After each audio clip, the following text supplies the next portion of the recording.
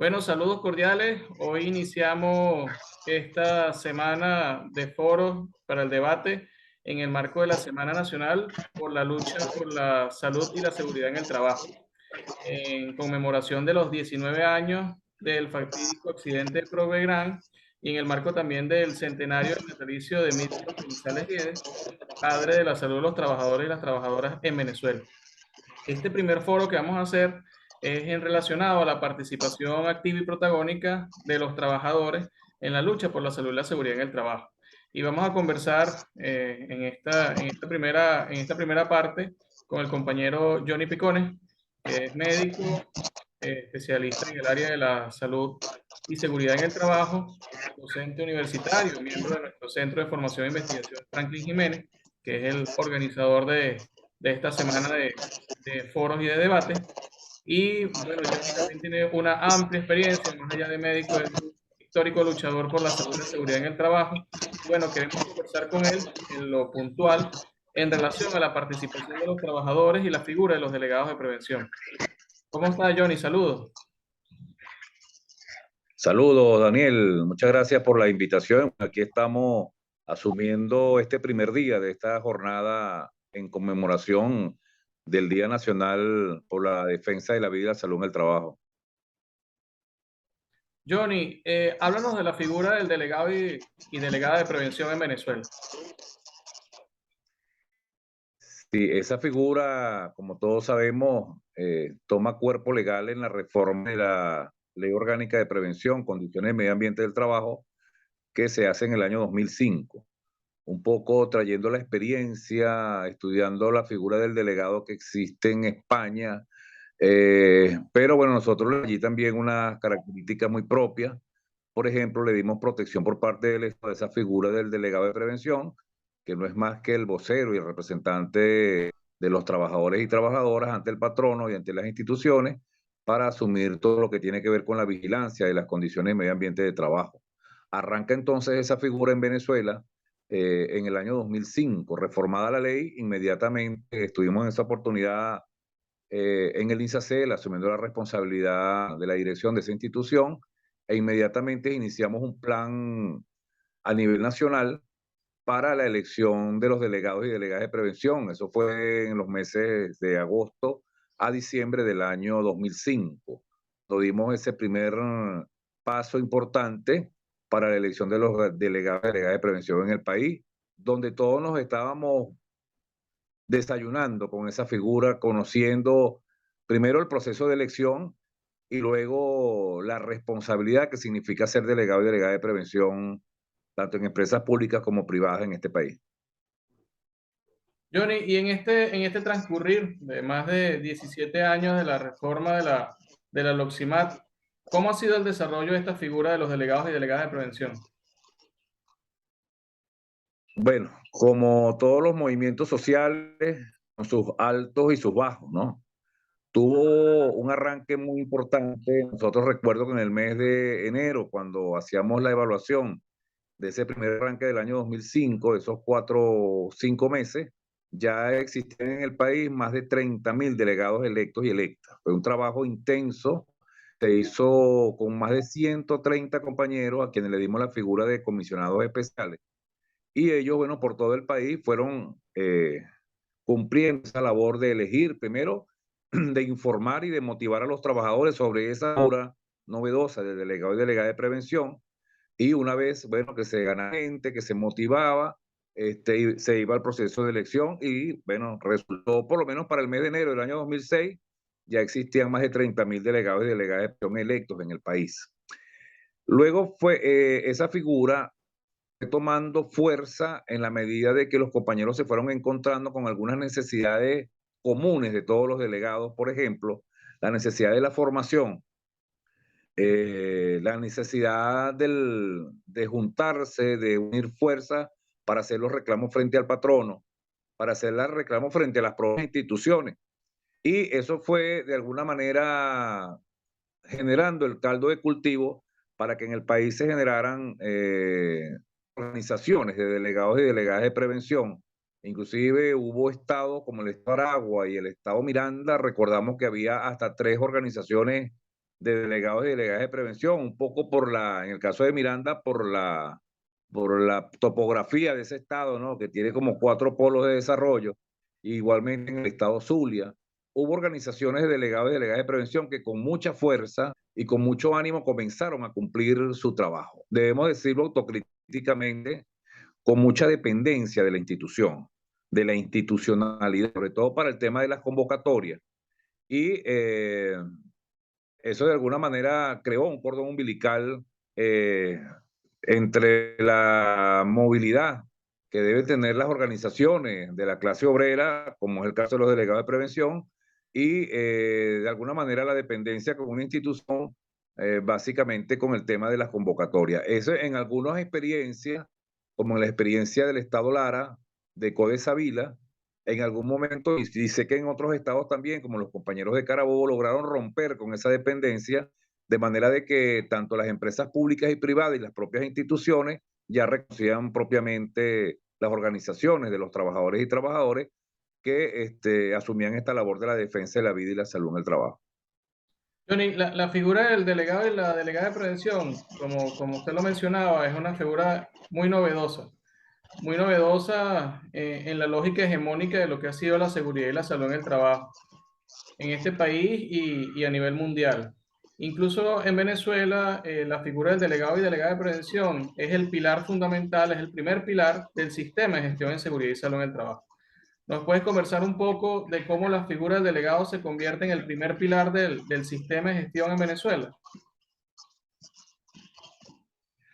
Sí, seguidamente en ese recorrido desde el año 2005, un poco para hacer la cronología, ¿no? En el año 2007 se promulga el reglamento oficial de la Ley Orgánica de Prevención, Condiciones y Medio Ambiente de Trabajo.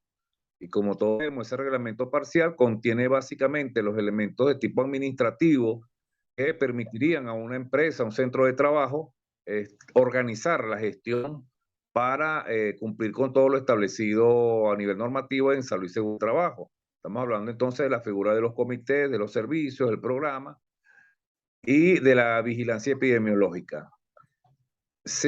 Cuando promulga ese reglamento, se hace con la intención de colocar como eje central de toda la gestión a la figura del delegado y delegada de prevención.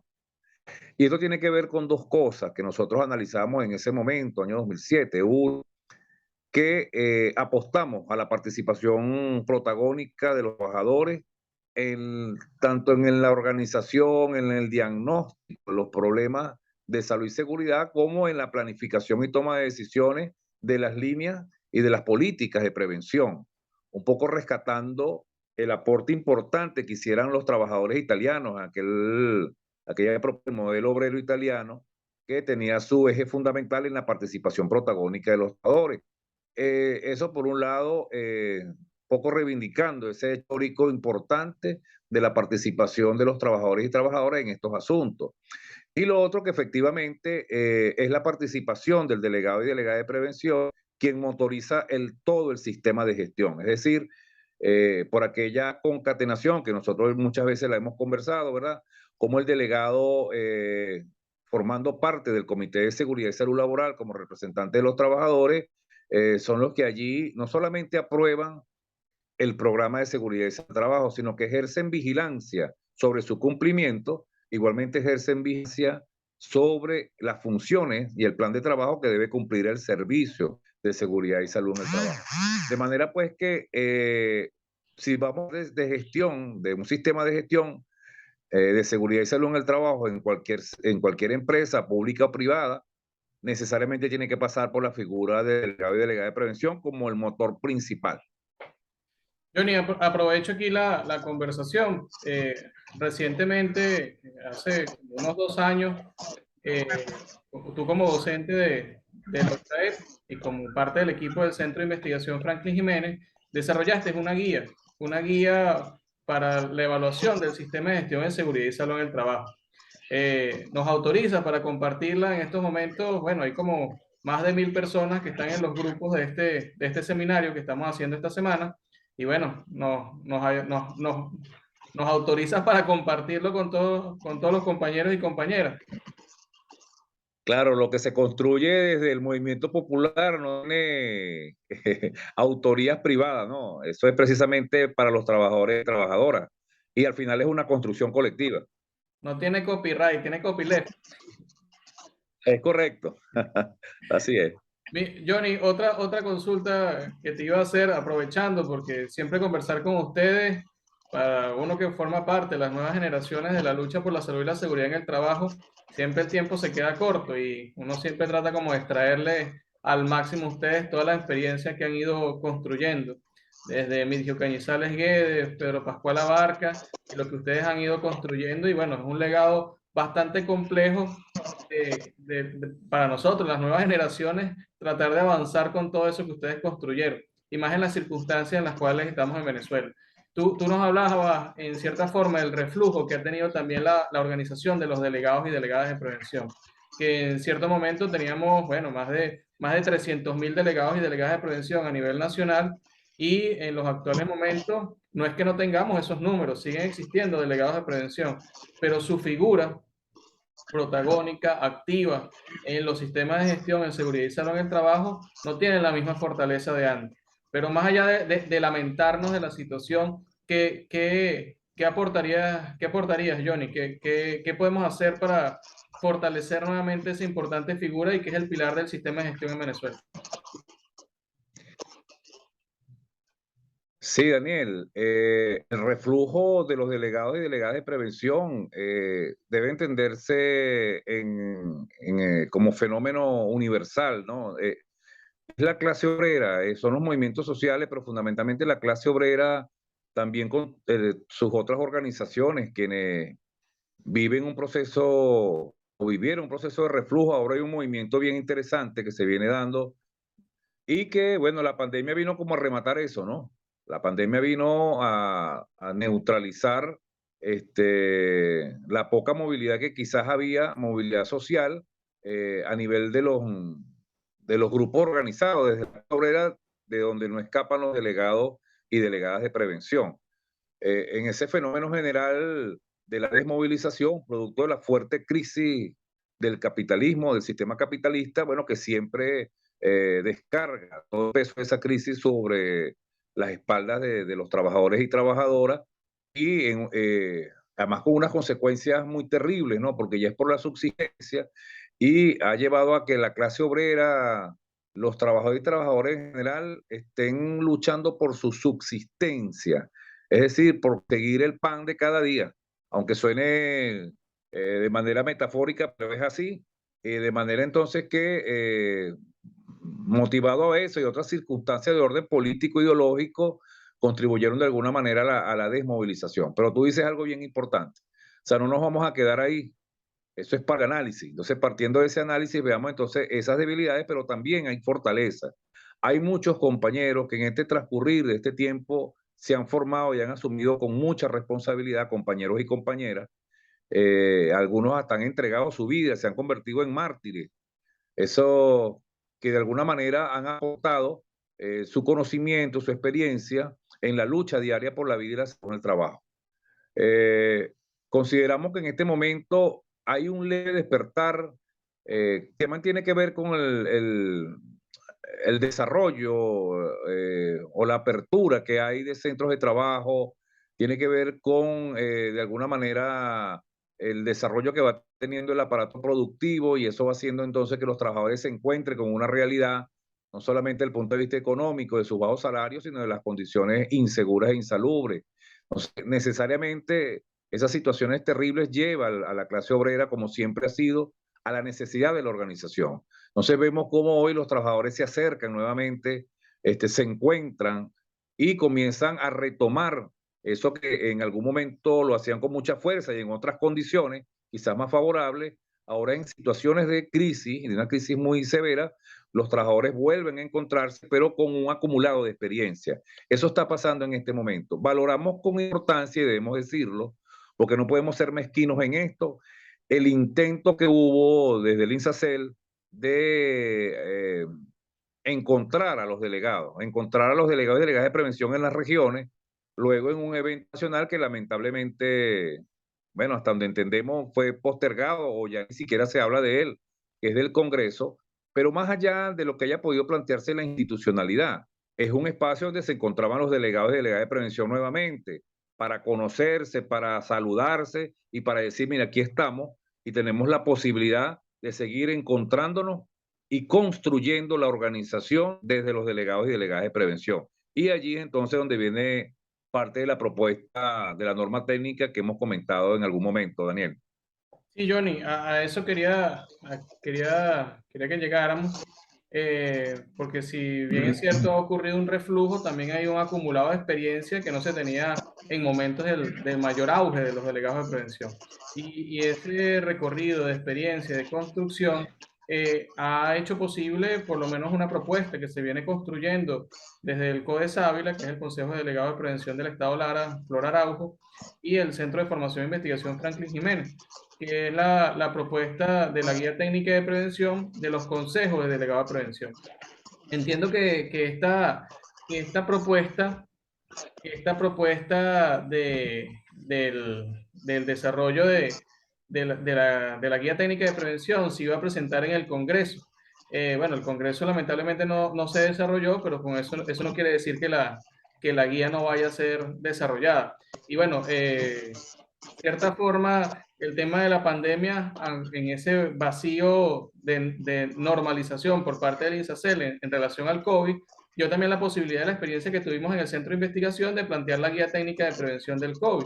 Creo que en estos momentos esa paternalidad que se tenía con el INSACEL, que no vamos a entrar en debate si es positivo o negativo, pero que más allá de eso no podemos esperar que el INSACEL construya las normas si las hace favorablemente, pero si no, al resto de los actores sociales que hacemos vida en la salud y la seguridad en el trabajo en Venezuela, también debemos construir cosas. Algo así como la experiencia de comisiones obreras y el ISTA en España, que construyen sus propias normalizaciones, sus propias normativas y en cierta forma generan una fuerza para que el Estado luego se siente a dialogar con las organizaciones de trabajadores y construir las guías institucionales.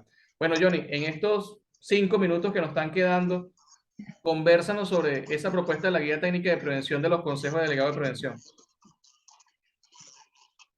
Sí, va a hacer historia rápidamente. En el año 2008, 2009, nosotros dejamos en la consultoría jurídica del Ministerio del Trabajo, que es de donde depende el INSACEL, donde está escrito el INSACEL como institución, dejamos la propuesta de un reglamento de los delegados y delegadas de prevención, así se llamaba. Y un capítulo estaba dedicado a la conformación y funcionamiento de los consejos de delegados y delegadas de prevención. Eh, Lamentablemente, como muchas cosas, se quedó en el tintero. Acompañaban a esa propuesta también una norma sobre los comités de seguridad y salud en el trabajo, sobre la declaración de accidentes y otra serie de normas quedaron allí.